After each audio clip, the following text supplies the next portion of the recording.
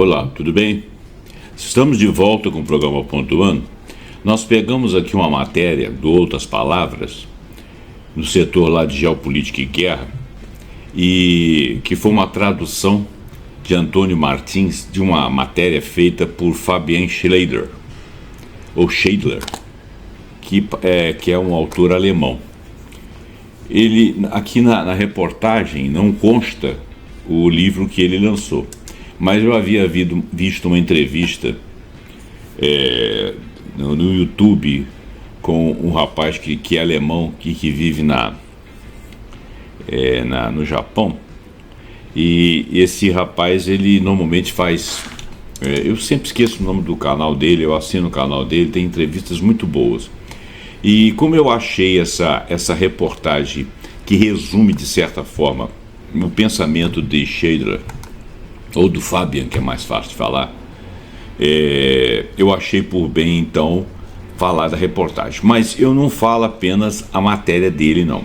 Eu faço um complemento, porque a ideia aqui é falar da Comissão Europeia, o declínio do Império Americano, a contraposição aos Estados Unidos-China, que é uma questão geopolítica, a geopolítica de uma maneira geral derivada desses enfrentamentos, a Ásia como um todo, os Estados Unidos e a sua relação com a Ásia como um todo, a questão ucraniana, e como é que está se estabelecendo essa nova ordem internacional, se é que a gente já pode considerar que existe uma nova ordem, a OTAN, né? E o que eles chamam de Retro 24/3, e muitas outras coisas que estão envolvidas nessas análises. Então,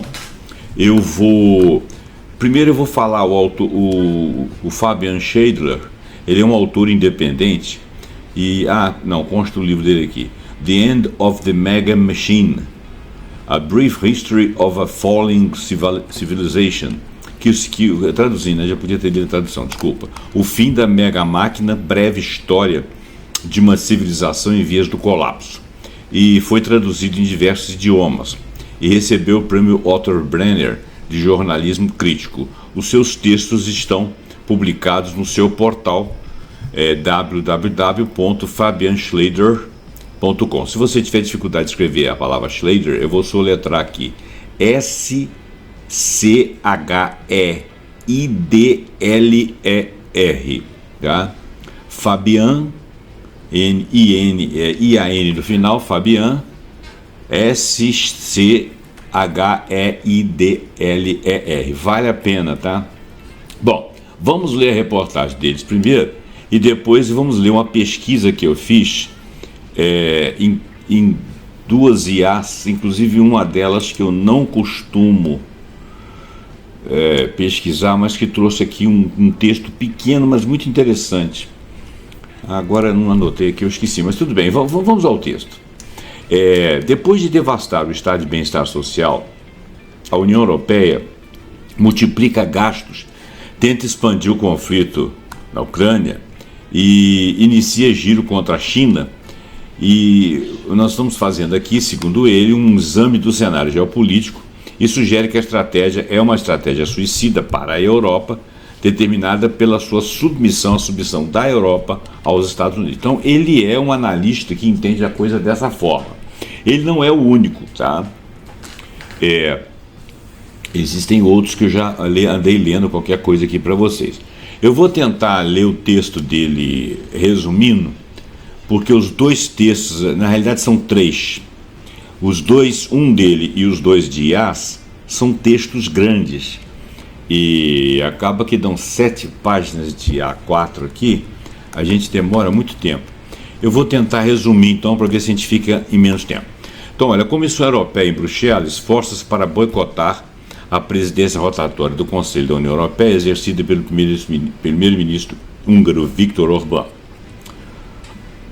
Qual é o pano de fundo? As viagens de Orbán a Kiev, Moscou e Pequim com o objetivo de negociar um acordo de cessar-fogo na Ucrânia, e isso está enfurecendo os líderes da UE e os governos de Berlim, Paris e outras capitais, porque esses governos querem, de fato, manter a guerra.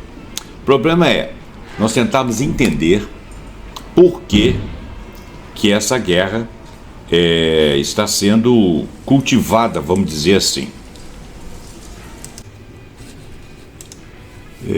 Certamente, né, há muito a dizer sobre o chefe de Estado húngaro, o Orbán, que é inclusive amigo do Trump, que é responsável por uma série de déficits de Estado de Direito no seu país de origem, lá na Hungria. Porém, acusado de uma iniciativa diplomática que outros Estados-membros não quiseram ou não puderam lançar mão até agora, demonstra até que ponto a União Europeia se afastou da sua antiga pretensão de ser uma força de paz, de estabelecer a paz no mundo, né? Porque o Orbán, ele não chega a ser o democrata de primeira ordem. E se ele está fazendo moções para terminar com a guerra, que é um desgaste para... Claro que ele é um desgaste para a Rússia, mas ela é principalmente uma perda para a Ucrânia. E é um gasto financeiro para a Europa, já que os americanos dizem que não vão fornecer mais armas, né?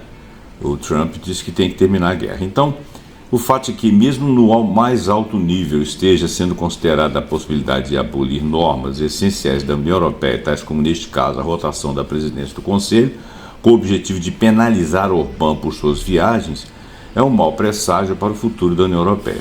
Chama a atenção que justamente esse bloco, que poderia ser completamente devastado por uma possível escalada da guerra na Ucrânia, não só não faça nada para evitar esse perigo contra ela própria e deter a matança que acontece na Ucrânia invariavelmente, né, sendo inclusive acabam por participarem da causa a continuidade da matança, mas também que sabote as tentativas diplomáticas de um Estado-membro querendo finalizar a guerra. Sabe-se que há muito tempo que a Ucrânia não pode vencer essa guerra e que, na melhor das hipóteses, alcançará um empate. Mas para ela alcançar esse empate, ela tem que ter uma perda incomensurável, ainda que a perda da Rússia seja razoável, mas a Ucrânia e a União Europeia perderão muitas vezes mais. É algo já dito claramente em novembro de 2022 pelo então chefe-maior da defesa dos Estados Unidos, o general Mark Milley. O próprio Mark Milley, chefe do Estado-Maior da Defesa americano, um ano depois também dito pelo comandante supremo das Forças Armadas ucranianas, general Valery Shalushny. Desde então, diminuem a cada dia as perspectivas da Ucrânia manter um Estado soberano e razoavelmente funcional. Mas a União Europeia não quer reconhecer essa simples realidade. Na realidade, se ela assinar o acordo, cedendo os territórios que a Rússia já aglutinou para si, ela vai manter a soberania dela, não sobre os territórios que ela perdeu, obviamente, mas sobre ela própria, desde que ela não entre,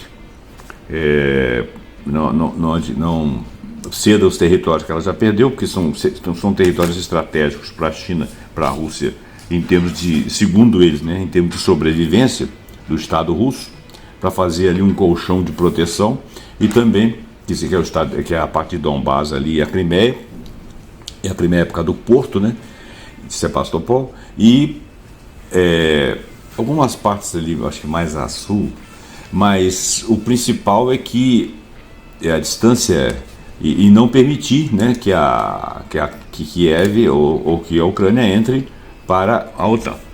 E isso aí seria a condição de existência.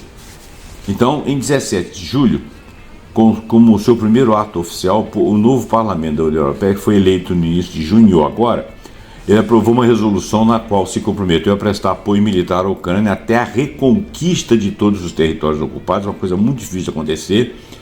A Ucrânia já está ficando sem exército, independentemente do tempo que isso leve, isto é, de quantas pessoas morrerão no processo, porque vai começar a morrer mais gente, inclusive não ucraniano, né? Os caras que forem para lá, que for aqueles mercenários, vai morrer muita gente. Nem é preciso ser um especialista militar para perceber que a reconquista completa de Donbás e da Crimeia é completamente irreal, inclusive devido aos enormes problemas de recrutamento que o exército ucraniano está passando neste momento. No entanto, a resolução vai muito além. Segundo ela, a União Europeia mostra-se firmemente a favor de anular as restrições ao uso de sistemas de armamento ocidentais contra alvos militares em território russo, ou seja, essa guerra iria para dentro do território russo e praticamente seria uma declaração de guerra da OTAN e seus países contra a Rússia. Com isso, o parlamento aceita explicitamente uma escalada em escala europeia, incluindo a possibilidade de uma guerra nuclear, porque hoje em dia as guerras, quando você fala de sobrevivência, você entra no nível nuclear da guerra. A questão de você entrar e pensar na possibilidade de uma guerra nuclear é o fato de que a guerra nuclear ninguém ganha, né?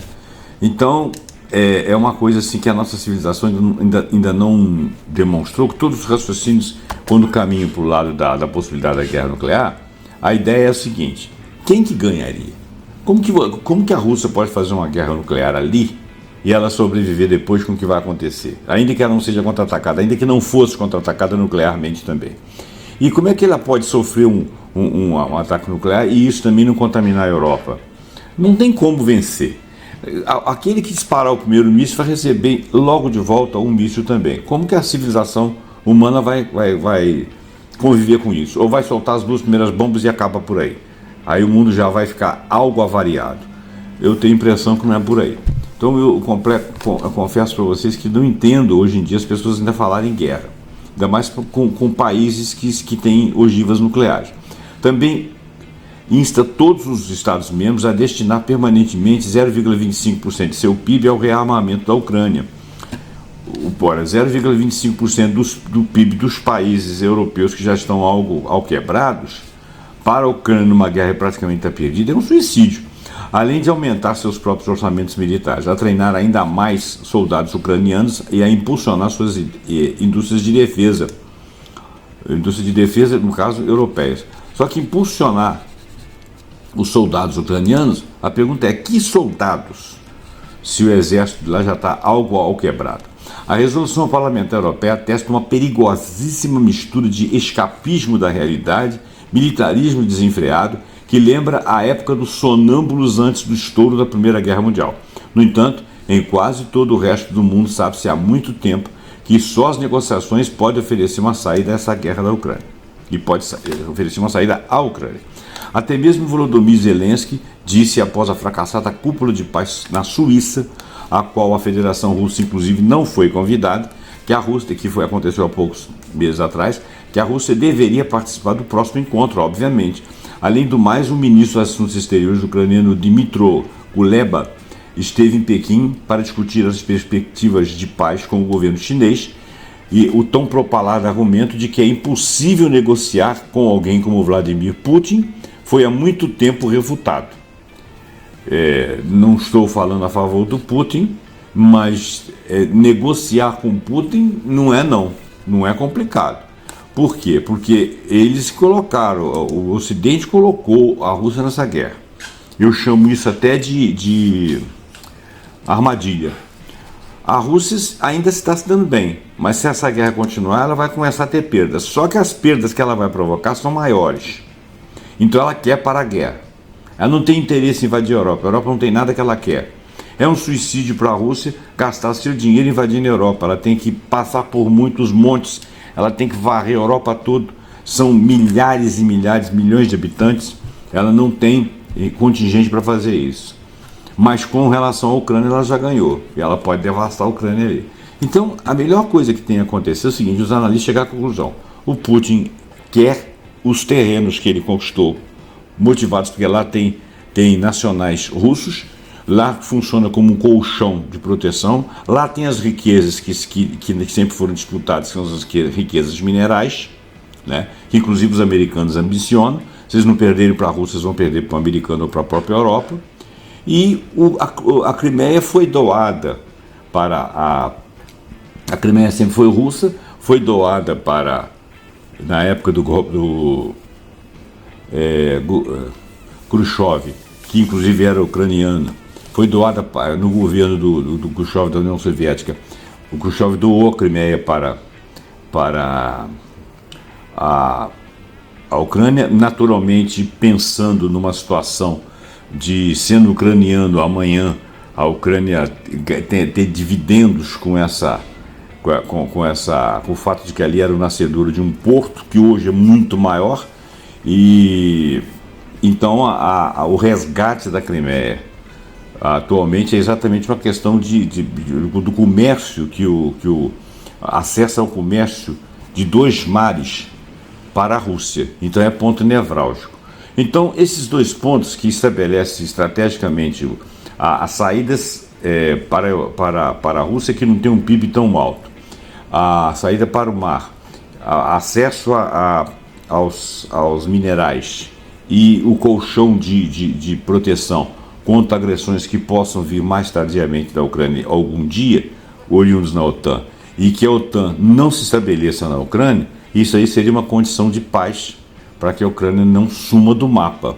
Porque não interessa para a Rússia que a Ucrânia suma do mapa, principalmente à custa de um problema interno que eles vão ter, porque os ucranianos atualmente não têm ainda, né, mas podem vir a ter, porque os ucranianos são praticamente irmãos, primos, né, dos russos, são raças eslavas, os idiomas são muito parecidos, né. O idioma russo era oficial até pouco tempo atrás. Os dois idiomas, ucraniano e russo, eram oficiais dentro da Rússia, da Ucrânia. Quer dizer, eram povos irmanados, inclusive a existência de Moscou veio a partir de Kiev.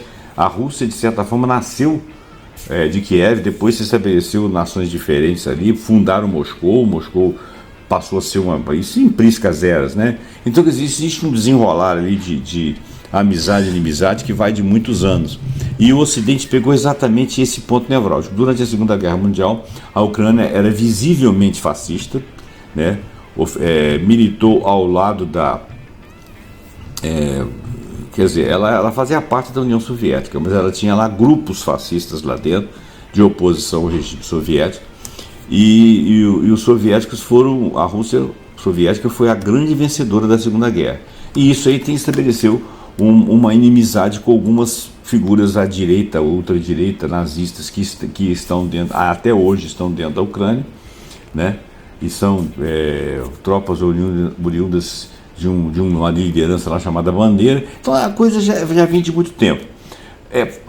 O fácil de raciocinar é o seguinte: interessa para a Rússia acabar com essa guerra, interessaria para a Ucrânia, para o povo ucraniano terminar essa guerra, com perdas, já que eles foram os que dispararam mas foi a Rússia que invadiu. Sim, mas a Rússia foi convidada a invadir, caiu nessa armadilha e também não se deu mal. Por quê? Porque ficou mal vista, né? Não pelo seu povo, por enquanto, mas pelo resto da Europa, por aquela russofobia que sempre existiu, aquele negócio de achar que o russo é malvado, malvadão, aquela coisa tudo. Isso aí enfatizou muito essa russofobia, o que é ruim para a Rússia, que a Rússia vendia o gás dela lá dentro, vendia por um preço 5 vezes mais barato que o resto do mundo para a Europa. Tinha acordos com a Alemanha que facilitavam a vida alemã. A indústria alemã perdeu muito depois que teve o Nord Stream 1 e Nord Stream 2 devastados, né, explodidos pelo Ocidente, e isso aí prejudicou muito mais a Alemanha do que a Rússia, porque a Rússia era dona do gás dela, ela vende, se ela não vender para a Alemanha, ela vende para outros. Então, é interesse da Europa, da Ucrânia e da Rússia que essa guerra termine. Por que não é interesse do Ocidente? Não é interesse do Ocidente, primeiro que a Europa está atrelada aos Estados Unidos até o pescoço, parece que está hipnotizada. E segundo, que os Estados Unidos, como império, querem enfraquecer a Rússia e querem enfraquecer a China. E como se sabe, até o final do início, até fevereiro, início de abril de 2022, foram realizadas intensas negociações entre ambas as partes sob mediação da Turquia. Estas desembocaram em um plano de 10 pontos que previa a renúncia da Ucrânia a pertencer à OTAN e a retirada da Rússia até as linhas de 23 de fevereiro de 2022, quer dizer, onde elas estavam e partiram, né? Naquela época, ainda não tinha passado por cima de Donbass, não tinha reconquistado a Crimeia. Naquela época também o primeiro-ministro israelense Naftali Bennett, que não era o atual, levou a cabo negociações secretas nas quais participavam os chefes de estados da Rússia e da Ucrânia. No entanto, elas foram interrompidas depois que o então primeiro-ministro britânico Boris Johnson, sem se saber por quê, todo mundo fala que ele fez isso de intrometido, de ignorantão, parece que não é isso, visitou Kiev em 9 de abril. Segundo tudo o que sabemos pelos relatórios da mídia ocidental, a mensagem de Johnson na época era que a Ucrânia deveria parar de negociar e começar a lutar, quer dizer, caminhar por cada falso, porque ela não tinha perdido nada naquele momento e ela ia perder. Era só assinar um acordo e não entrar para a OTAN. Bom, agora ela já perdeu boa parte, quase um terço do seu território, né? Já sofreu inúmeras baixas, tem inclusive pessoas que não morreram, que ficaram aleijadas, isso é terrível. Vai se estabelecer um ódio de século ali por causa disso, e eles não estão prestando um favor a si próprios, né? Foram lutar porque o Johnson, que pertence a um grupo de canalhas quaisquer lá, foi lá e mandou eles fazer isso, e os idiotas fizeram. Em vez de confiar na diplomacia, pelo menos agora, mais de 2 anos depois, bem mais, né? Quando a perda de vidas humanas já é de dezenas de milhares, os estados da União Europeia aderiram cegamente a um programa de rearmamento e confronto que só pode ser taxado de loucura, porque não ajuda ninguém. Agora, após as decisões tomadas pela cúpula da OTAN em Washington, serão implantadas na Alemanha pela primeira vez desde 1980 novos mísseis de médio alcance que podem ser equipados com armas nucleares. Perigosíssimo isso. Isso não aumentará a segurança da Alemanha, ao contrário. Ela vai tornar a Alemanha alvo potencial de ataque em caso de uma escalada de guerra. Porque quem tem base e quem tem arma poderosa, obviamente, vira alvo. Você pode me atacar, eu tenho que te almoçar antes de ser mijante. Não houve debate público, nem participação parlamentar, nesse caso, cujas consequências poderiam ser fatais. Num golpe de mão e sem pestanejar, o chanceler alemão Olaf Scholz, cujo Partido Social Democrata, o SPD, obteve 13,9% dos votos nas eleições da União Europeia e cuja legitimidade está enormemente debilitada, aprovou outra onda de rearmamento com consequências imprevisíveis. Uma delas, está adiada essa nova edição do Tratado de Forças Nucleares de Alcance Médio. Foi adiada uma nova edição do Tratado de Forças Nucleares de Alcance Médio sobre a proibição de mísseis de alcance médio na Europa. Uma primeira versão assinada por Ronald Reagan e Mikhail Gorbachev em 1987 foi cancelada por Donald Trump em 2019 e agora relegada a um futuro distante. Quer dizer, não vão tornar a falar sobre isso, uma coisa que tinha sido cancelada por Trump e que havia sido assinada em 1987. Quer dizer, isso era um adianto imenso. É difícil enxergar de que forma o armamento militar maciço pode levar a uma Europa mais segura. A OTAN já tem mais de 10 vezes o orçamento militar da Rússia, com 1,4 trilhões de dólares contra apenas 140 bilhões estimados de Moscou de orçamento militar. Quer dizer, a OTAN é praticamente a Europa. A Rússia é só a Rússia, né? O orçamento militar da Rússia, obrigatoriamente, ele tem que ser menor que o da OTAN, porque a OTAN tem aporte de percentuais de PIB de todos os países da Europa e Estados Unidos. E países da Europa e Estados Unidos que agora estão combalidos, mas sempre foram ricos. Então, os seus PIBs, 2%, 5%, 1% que seja do PIB, muito maior que o da Rússia, obviamente faria da OTAN uma super força, vamos chamar até de força policial da Europa, muito maior do que a da Rússia, tá certo? Embora a Rússia seja bem equipada e tal, se a OTAN entrasse na guerra da Ucrânia, a Rússia perderia, obviamente. Se a OTAN partir para dentro da Rússia, é possível que ela tenha baixas, mas é possível que ela provoque baixas, mas aí vira guerra nuclear. Então não dá para entrar dentro da Rússia e não dá para a Rússia entrar para o resto da Europa, porque as dimensões das forças são díspares e os acontecimentos futuros são prejudiciais para ambas as partes. Não tem sentido pensar numa guerra. O Putin, por pior que eles pensem que ele é, seja lá o que ele for, ele não faria esse movimento. E outra coisa, quem pensa que o Putin não tem um Estado maior por trás dele, não tem um deep state russo por trás dele, está equivocado. Ele não manda sozinho. Ele pode ser um estrategista, mas ele não manda sozinho. Como o Laranjão lá, o Leão do Norte, também não manda sozinho. Isso que ele está tentando fazer aqui na América Latina, que é um plano antigo, não é plano dele, não. Bom, os dirigentes russos já teriam que ser suicidas para atacar um país da OTAN, porque ele teria toda a OTAN contra ele, porque é estatuto, não sendo necessário para dissuadi-los um armamento 20 vezes maior, que é o que acontece. Então, eles não precisam de aumentar a força da OTAN ou aumentar os gastos militares Se é que eles querem intimidar Moscou, porque Moscou não invada a Europa. A Moscou já não invadiria, sob pena de se dar muito mal, já que o armamento da OTAN é 20 vezes maior que o armamento da Rússia. Embora a Rússia seja muito eficiente em alguns pontos, e dizem que soldado russo é melhor. Mas isso aí é analistas militares, a gente não sabe se isso é verdade.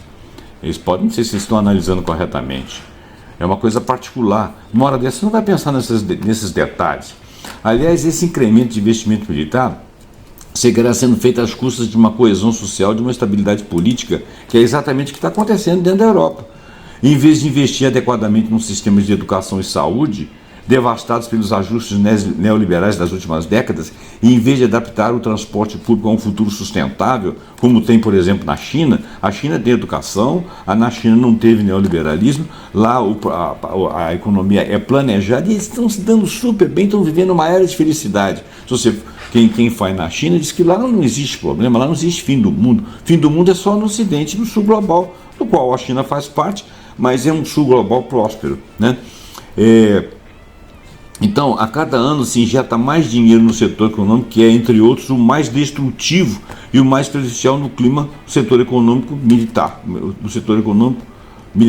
No entanto, se o sistema político já não oferece aos cidadãos perspectivas de futuro, mas apenas cortes sociais com retórica bélica, a confiança nas instituições políticas continuará a se erodir e as forças de ultradireita vão ganhar cada vez mais apoio. Então, quer dizer, vão aparecer cada vez mais Trumps, Johnsons, Urbans e etc. Apesar de que o Urban não está fazendo bobagem. Em vez de cooperação internacional, cujo valor ficaria drasticamente diminuído segundo o projeto de orçamento federal alemão para 2025, chegarão aos países do sul global ainda mais armas de produção alemã e europeia.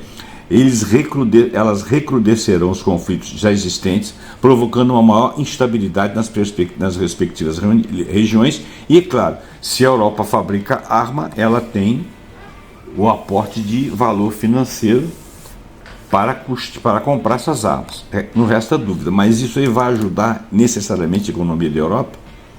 Se eles não vão reinvestir esse dinheiro em educação e progresso, vocês vão continuar reinvestindo em parâmetros militares, porque vai ser considerado como se estivesse em guerra? E tem o rearmamento da China. A resolução civil de conflitos desempenha um papel cada vez mais secundário na política externa da União Europeia.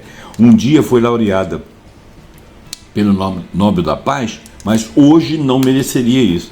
Uma nova rodada de rearmamento maciço na Europa já não se dirige só contra a Rússia, mas se dirige cada vez mais contra a China. Então, quer dizer, o endereço disso aí não é só a Rússia, a famosa proteção.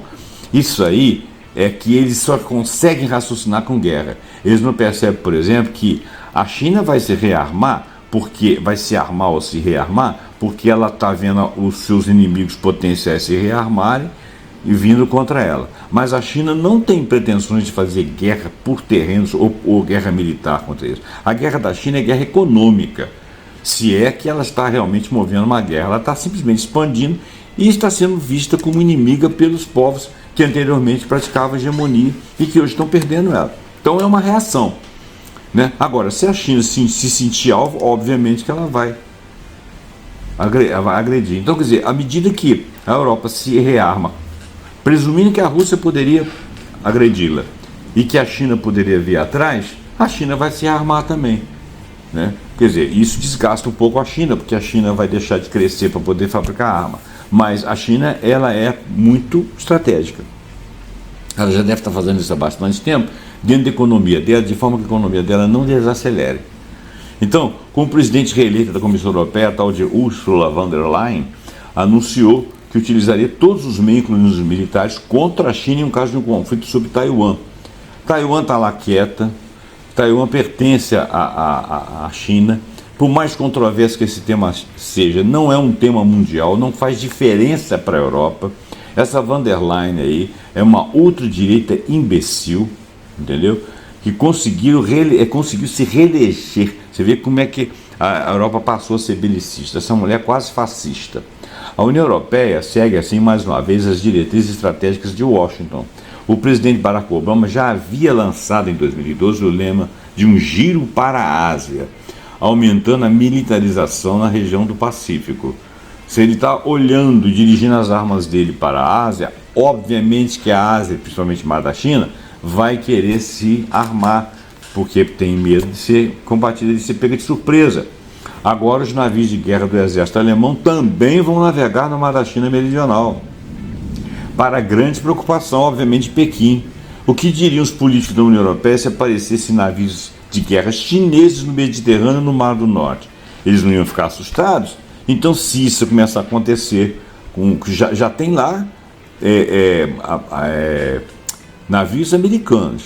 Começar a chegar navio alemão também, porque a Alemanha está ganhando força militar depois de 80 anos, o que vai acontecer? A China vai se rearmar. Nós vamos ter um mundo militarizado, nós vamos ter uma nova corrida às armas. O desafio de Pequim tem um contexto simples.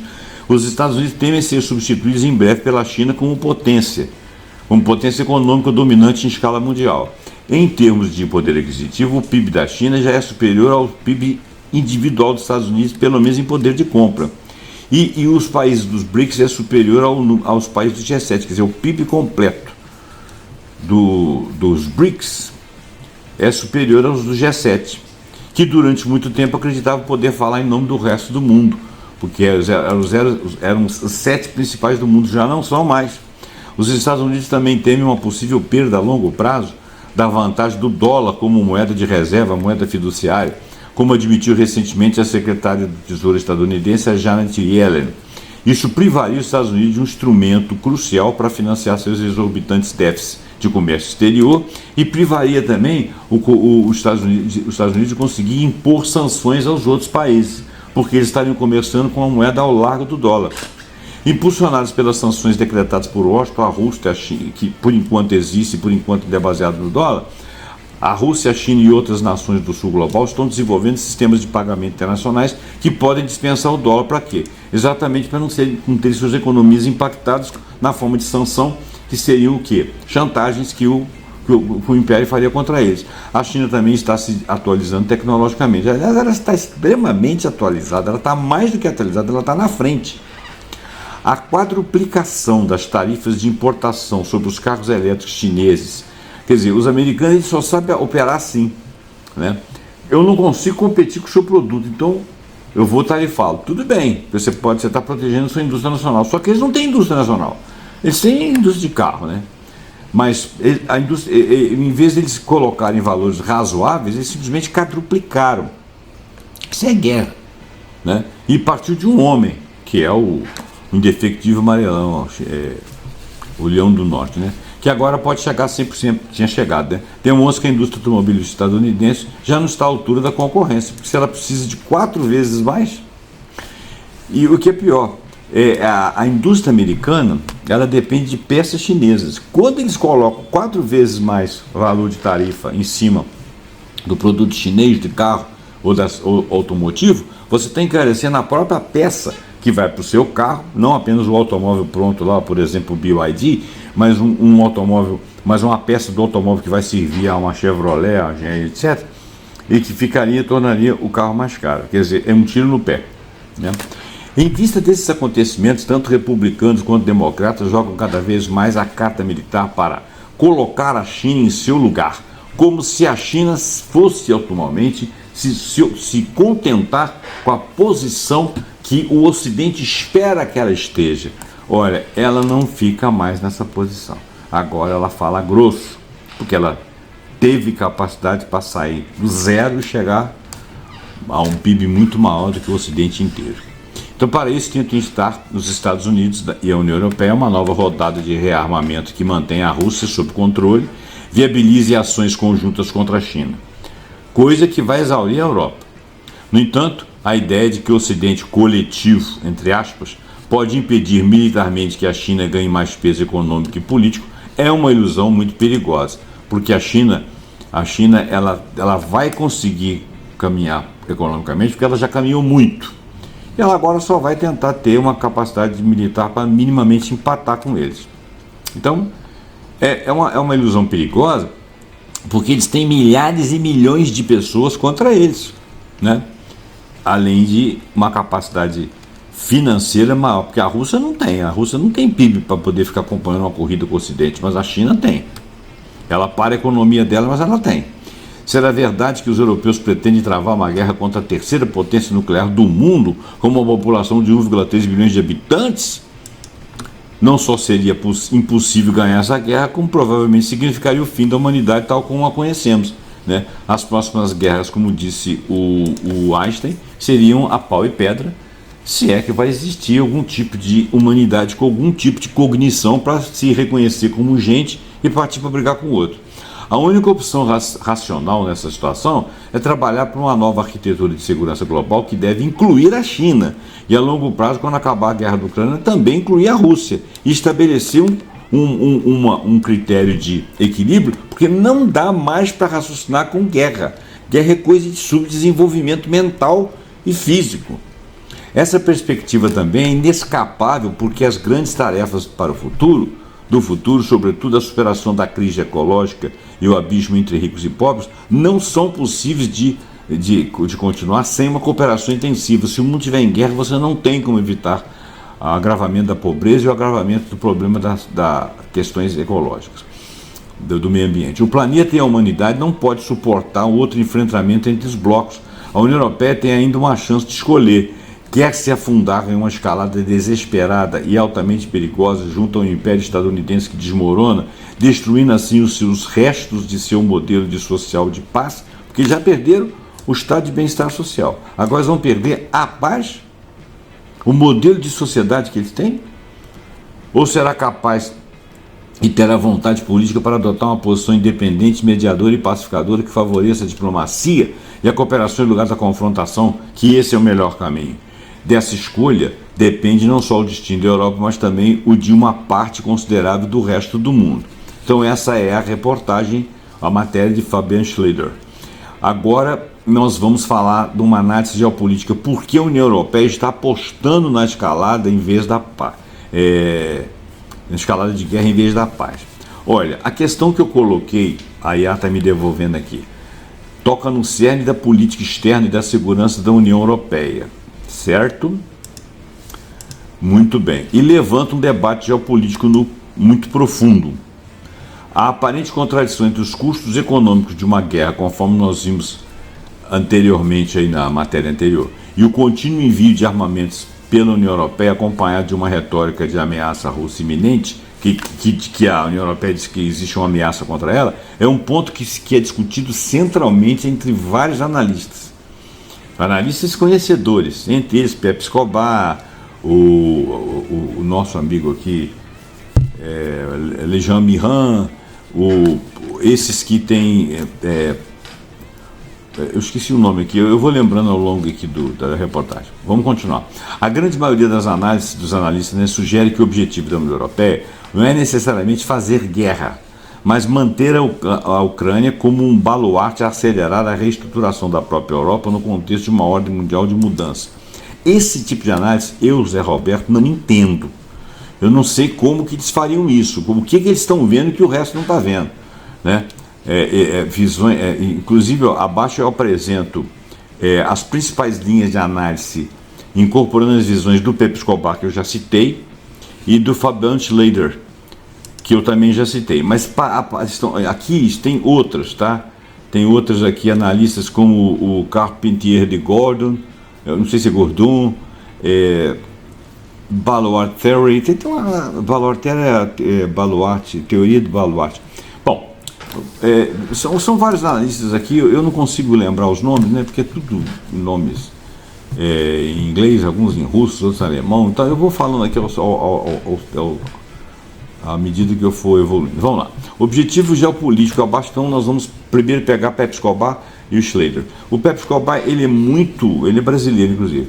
Ele é muito cogitado, tá? Ele é muito requisitado. Inclusive ele vem muito ao Brasil aqui fazer simpósio e tal. A visão dominante em Bruxelas e nas capitais ocidentais é que a guerra da Ucrânia é uma guerra de agressão russa contra a ordem de segurança europeia estabelecida após a Guerra Fria. Isso é uma visão dominante em Bruxelas. Isso não é verdade.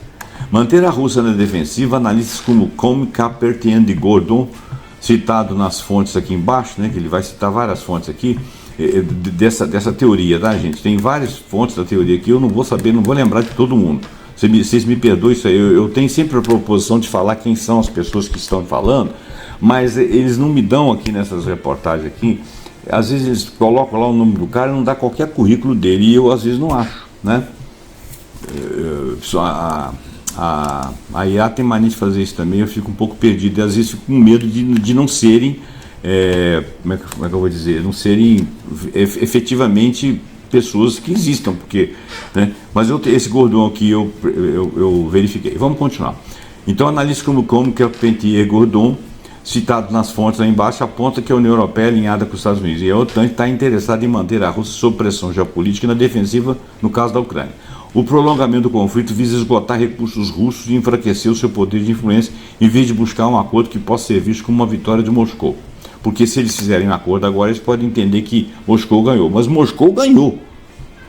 Porque se eles tivessem feito esse acordo há 2 anos atrás, Moscou tinha apenas parado a guerra. Mas como eles estão fazendo agora, o acordo agora tem perda de território e desmilitarização da Ucrânia e não entrar para a OTAN. Quer dizer, não ter OTAN lá dentro. Então, eles venceram definitivamente. O balde de contenção, que é chamado Balwar Theory, a Ucrânia é vista como baluarte contra a Rússia, por esse analista Gordon, que é crucial para a segurança europeia.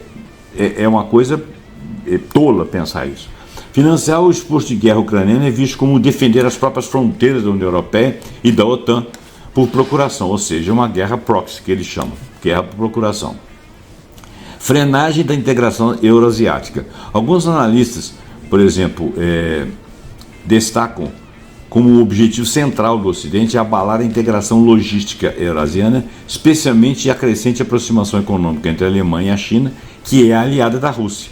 O conflito e as sanções impedem essa convergência, né? Então, quer dizer, pararia a Alemanha se aproximar da Rússia, como estabeleceu um corte do gás russo que estava mantendo próspera a indústria alemã, que agora a indústria alemã está se perdendo. A alavancagem da indústria e a defesa da autonomia estratégica. Embora a guerra prejudique a economia geral, um dos objetivos claros da retórica de que Rússia quer invadir a Europa, entre aspas, é forçar a Europa a se rearmar e construir uma capacidade de defesa própria, um projeto de longa data. Bom, isso aí eu sintetizei aqui de um parágrafo inteiro, tá bom? Mas eu já tinha falado disso lá antes aqui. Impulso de gasto militar. O medo da Rússia serve de justificativa, o medo da invasão russa, vamos chamar assim, serve de justificativa política para os governos europeus abandonarem a postura pacifista pós-Guerra Fria e aumentarem maciçamente os orçamentos de defesa, impulsionando a lucratividade da indústria de defesa do bloco. A lucratividade da indústria de defesa do bloco, ninguém me explica se essa lucratividade ela seria do setor de defesa ou se o país seria beneficiado por isso. Porque se tem lucratividade no setor de defesa sem que isso repercuta no país, eles vão ter revolta dos nacionais contra eles. É isso que eu estou tentando entender. Europeização da defesa. O receio de uma possível retirada ou redução do apoio dos Estados Unidos, especialmente com a ascensão de líderes como Donald Trump, que já aconteceu, também leva a União Europeia a buscar uma maior autonomia estratégica em defesa, o que exige mais investimento e produção de armas dentro do bloco. Essas fontes aí são da CNN Brasil, a CNN Portugal e outras aqui. Agora, olha bem, esse dado aqui é um dado provavelmente anterior a esse ano, antes do Trump ganhar. E o Trump ganhou e realmente começou esse papo que vai tirar apoio da Europa, que a Europa tem que caminhar por suas próprias pernas, incentivando uma retórica de que os Estados Unidos estariam cuidando da Europa como se fosse um bebê. Na realidade, isso é uma historiazinha contada pelas lideranças, tanto dos Estados Unidos quanto da Europa, para poder fortalecer o rearmamento, e o rearmamento teria origem, em tese, se defender da Rússia, mas na prática mais lá na frente provocar a China e ter capacidade de sustentar uma guerra contra ela também, o que é temerário, né? Então é mais ou menos o que eu estou entendendo. Agora, a pergunta é, se a gente consegue lucratividade para a defesa do bloco, isso repercute no país? Isso faz a economia deles andar? Porque se não fizer, os nacionais deles vão ficar cada vez com mais raiva. E lá não é igual ao Brasil, que eles são aqui tudo morto, que não fala nada não. Lá eles vão acabar brigando. O povo lá não vai ficar quieto, as lideranças vão cair. O pior é que eles podem substituir por gente pior, né? O papel da China, a preparação para um confronto maior. A análise que a preparação para uma disputa armada contra a China é o objetivo final e frequentemente é levantada por analistas da escola de pensamento antiglobalista e multipolar, como por exemplo o Escobar e o Schleider, nos dá a visão que nós vamos ler aqui agora. Primeiro, a visão de Escobar, essa é a análise, né? Derrota estratégica do Império. Escobar vê a guerra da Ucrânia não apenas como disputa regional, mas como elemento de derrota estratégica do Império Ocidental liderado pelos Estados Unidos na Ucrânia. Isso aqui é fonte de uma reportagem de um vídeo do YouTube de novembro de 2025. China como alvo principal. Na perspectiva de Escobar, a Ucrânia é um subtexto de um problema mais sério, a contenção da ascensão da China, né? Exceção econômica. O objetivo final do Ocidente é frear o bloco eurasiano, a somatória de Rússia com China, que inclusive populacionalmente derrota o mundo inteiro, né? E evitar a formação de um polo de poder econômico e político que rivalize com os Estados Unidos. Isso já acontece há muitos anos. Subordinação da União Europeia. Escobar e outros críticos argumentam que a União Europeia atua como subordinação aos interesses de Washington, que o Washington é que é o império. Eles são apenas vassalos privilegiados, sacrificando a sua própria prosperidade. Por exemplo, a Alemanha sacrificou a energia barata para a sua indústria, e a Europa também, que o Nord Stream 1 e 2 não se via só para a Alemanha. E independência, né? Independência de política, para se ver a estratégia de contenção dos Estados Unidos contra a Rússia e, por extensão, a China. Agora, a visão do Schleider, que é o foco na decadência do militarismo. A decadência ocidental e o militarismo. Schleider argumenta que o Ocidente está vivenciando a perda de seu domínio e está entrando numa era multipolar. Quer dizer, ela não está dominando sozinha, tem mais gente disputando. Talvez não esteja disputando, mas está aparecendo e está fazendo valer sua voz. A guerra da Ucrânia é vista então como um sintoma claro dessa transição e uma reação agressiva da hegemonia ocidental para evitar o seu colapso. Isso aqui tem como fonte aos Ninos, numa entrevista de Schleider em fevereiro de 2025. Estratégia suicida. Schindler chega a classificar a estratégia da europeia de multiplicar gastos militares e gerar contra a China uma estratégia suicida, também da Usininos, essa já de agosto de 2024, determinada pela submissão aos Estados Unidos. A Europa estaria sabotando as tentativas de paz para se alinhar com os interesses americanos de desmantelar a integração uraniana Rússia-China. Mas com sacrifício de si mesma, né? O grande negócio da guerra, que diz Schindler. Schindler diz que também destaca o elemento capitalista.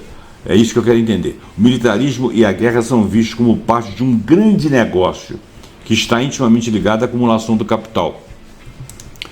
Nós temos que tentar entender isso aí. Porque quem que acumula capital? Né? Quem fabrica arma tem arma para vender para a guerra. Então tem que ter guerra. Então vamos fabricar guerras. Tanto a guerra na Europa, quanto a guerra no mar da China, quanto a guerra contra a Rússia, quanto a guerra lá no Sudão, quanto a guerra não sei aonde. Então estão vendendo arma. Mas está todo mundo vendendo arma. Tá, isso repercute nas economias nacionais, porque se você, por exemplo, vamos raciocinar os Estados Unidos aqui contra a Venezuela. Os Estados Unidos estão lá caindo, os camaradas não têm o que comer, não pode quebrar um braço que não tem como pagar esse hospital, a coisa lá está violenta. Se eles resolvem fazer uma guerra em cima da Venezuela, além de ser difícil, ser custosa e demorada, porque a Venezuela está muito bem preparada, isso vai ter um problema interno nos Estados Unidos. Porque os caras estão passando fome, o governo começa a pegar dinheiro para fabricar arma, porque quando você tem esforço de guerra, todo o dinheiro sai da educação, sai da saúde, sai de onde tiver que sair e vai para a arma. E quem vai ganhar é a indústria de arma. Então a economia vai gerar em torno de indústria de arma, e o nacional do país vai ficar a ver navios. Se isso é válido para a América do Norte, é válido também para a Europa. Então é isso que eu não estou entendendo, esse grande negócio aí. Bom, acumulação de capital. De quem? Sumário das vantagens de manter a guerra, segundo as análises de mais de um analista, mais do que os dois, o Escobar e o Schindler. A vantagem da União Europeia é prolongar a guerra, assumindo a visão geopolítica, não é econômica no sentido de crescimento para o cidadão comum, olha bem, mas sim uma estratégia institucional. Estratégica e institucional, desculpa. Contenção da geopolítica, implicação, evita uma vitória à Rússia e mantém a Rússia na defensiva, enfraquecendo. Vantagem estratégica, reafirmação da aliança, Implicação: fortalecer a União Europeia e a OTAN sob a liderança dos Estados Unidos. Reindustrialização militar. Qual a implicação? Acelerar o investimento e a produção de armas para criar autonomia estratégica europeia, não depender dos americanos. Foco na China, um foco indireto. Impedir a formação do bloco eurasiano Rússia-China e preparar-se para o cenário de contenção da China no futuro. Tá. A suposição de que a Rússia faria uma campanha suicida contra a Europa, além da Ucrânia, porque a Rússia sair, partir para cima da Europa, se ela tivesse esse interesse, ela realmente estaria pensando em se suicidar. E o russo não é burro, não. É um cenário que a retórica da União Europeia usa para justificar o armamento. Ele é absolutamente irreal. Entretanto, a maioria dos analistas considera que a Rússia tem objetivos limitados. Ela não quer a invasão da total da Europa, até porque seria custoso para ela se perderia nisso aí, ela não ganha nada com isso. A Europa não tem riqueza, quem tem riqueza é a Rússia. Mas essa retórica é politicamente útil para a mobilização interna e o gasto militar. Quer dizer, essa mentira, essa narrativa, essa retórica de que a Rússia pode vir invadir a Europa é mentirosa. Você está falando a favor da Rússia, você acha que os russos são bonzinhos? Não é questão do russo ser malzinho, ser bonzinho. É questão, não existe uma lógica militar, uma estratégia. A Europa não tem as riquezas que porventura a Rússia poderia querer. A Rússia teria um desgaste muito grande para conseguir invadir uma Europa com milhões e milhões de habitantes, muito maior do que as suas forças. Porque a Rússia é um país de 144 milhões de pessoas, raciocina uma Europa inteira. É muita gente, muito mais do que isso, contra eles. E soldado para isso tudo. E você tem lá vários montes, cordilheiras de escambau a ser transposto com a OTAN em vários países. É um suicídio, né? Por mais que eles tivessem uma força nacional de invasão por terra ou por ar, que fosse numerosa, a Europa tem OTAN. E a OTAN tem milhares de anos que está havendo investimento maciço de muitos governos de países ricos. Claro que a Rússia se perderia aí. Se a Rússia partisse para cima, seria um suicídio, né? Assim como a Ucrânia partir para cima da Rússia é um suicídio, mesmo com armas europeias. E a Europa hoje em dia está fazendo água, quer dizer, se ela mandar arma para a Ucrânia, ela está jogando a arma fora e a Rússia vai continuar vencendo a guerra e vai dizimar a Ucrânia. Não tem sentido nada disso, né? Então a ideia é o seguinte: a ideia é fingir que a Rússia quer partir para cima da União Europeia e começar a produzir arma para se juntar às armas dos Estados Unidos contra a Rússia e contra a China. Esse é que é o negócio, né? Então as lideranças estão afinadas com a liderança do Deep State americano e largando seus nacionais na mão. Dilema: parceiro e rival. A União Europeia define a China simultaneamente como um parceiro de negociações, um competidor econômico e um rival sistemático. O conflito exacerbou essa dualidade. Risco geopolítico. A principal preocupação da União Europeia é que a China possa fornecer apoio militar letal à Rússia, o que Pequim nega, ou ajudar a Rússia a contornar as sanções ocidentais, o que a Rússia, de certa forma, está fazendo. Isso levou a União Europeia a ameaçar a China com possíveis sanções secundárias. E a China está esquentando muito pouco a cabeça com isso. Pressão por alinhamento. Quanto mais eles ameaçarem a China dessas sanções, mais a China faz comércio com moedas de outros países. Com a própria moeda dela, inclusive. Pressão por alinhamento. A União Europeia, alinhada com os Estados Unidos, tem pressionado a China a usar sua influência sobre Moscou para forçar o fim da guerra. Pequim, no entanto, mantém uma posição de neutralidade pró-Rússia. Ou seja, se eu tiver que decidir, eu decido a favor da Rússia, mas por enquanto eu estou neutro, aumentando a desconfiança de Bruxelas. Dependência comercial assimétrica. A China continua a ser o maior parceiro comercial de bens da União Europeia. Maior parceiro, representando mais de 15% do comércio total do bloco. O que o bloco produz, 15% manda para a China. A União Europeia é o segundo maior parceiro da China. Essa interdependência limita a capacidade da União Europeia de adotar medidas punitivas severas contra a China, porque vai repercutir contra ela própria. Aquele negócio de que ela compra uma opção de coisa que ela precisa. Se ela encarece o produto da chinês, ou se ela promove sanções de forma que o produto chinês não chega até ela fica sem o produto. Ou então paga muito caro por ele, ou vai para o mercado negro. Aceleração da desvinculação, que eles chamam de de-risking. O conflito na Ucrânia serviu como um alarme para a União Europeia sobre os riscos de depender excessivamente de um único país para energia, a Rússia, no caso, que é ali do lado, e bens essenciais, que é a fábrica do mundo, que é a China. Essa estratégia de de-risking, a Comissão Europeia e o G7 têm promovido uma estratégia de redução de riscos, que é o de-risking, em vez de desvinculação, que é o decoupling total. Eles não têm como fazer o decoupling. Redução de riscos eu acho que eles próprios não têm.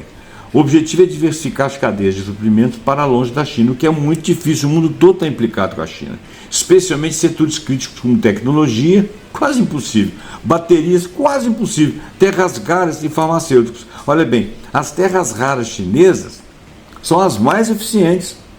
Nem todo mineral terra rara é bom em tudo quanto é lugar do mundo. O Brasil mesmo tem um parque de terras raras aqui que é excelente, mas não é tão excelente, não se compara ao chinês. Controle de investimento. Há um aumento de escrutínio sobre o investimento estrangeiro chinês na Europa e um debate sobre a implementação de controles de investimento de saída para restringir a transferência de tecnologia sensível para a China. Olha, por mais que a Europa tenha ainda tecnologia, que eles ainda têm muita coisa a oferecer, mas a China já passou na frente. O que você hoje não deixa... Se aquela fábrica lá se aquela máquina de imprimir chip lá da Holanda disser para a China que não imprime mais nada, em pouco tempo a China está com uma máquina feita por ela própria. Mesmo que você não faça nada dentro da China, que ela possa te roubar a tecnologia. Porque eles caminharam muito. Tensões comerciais focadas em setores específicos. Apesar da interdependência geral, o conflito levou a um aumento das tensões comerciais focadas na indústria onde a China destaca: veículos elétricos, energia verde. A União Europeia iniciou uma investigação anti-subsídio sobre veículos elétricos importados da China. Ou seja, os veículos vão ficar caros se chegarem caros. A União Europeia alega que os vastos subsídios estatais chineses para a produção dos veículos elétricos criam concorrência desleal para fabricantes europeus. Não é só isso não. O carro chinês é melhor e mais barato. O objetivo é proteger a indústria europeia e a transição energética, uma área em que a China se tornou dominante. Tudo bem, isso aí dá para entender. Que eles, na realidade, esse negócio de concorrência, mercado, parece mentira que eles contam para o inglês ver, né? Porque, na realidade, todos eles praticam protecionismo quando vê que as suas indústrias, com as nacionais, estão indo para o brejo. O único país que não faz isso, definitivamente, é o Brasil. Mercado de energia. A China tem sido o principal beneficiário da decisão da Europa de parar de comprar gás e petróleo russo, porque a China compra o gás russo a preços reduzidos e revende o seu próprio GNI. Ela compra tão barato que ela pode vender o dela e ganhar dinheiro para a própria Europa a preços de mercado. E ela lucra com a crise energética europeia. Claro que o GNL da China é mais barato que o americano, mas é mais caro que o da Rússia.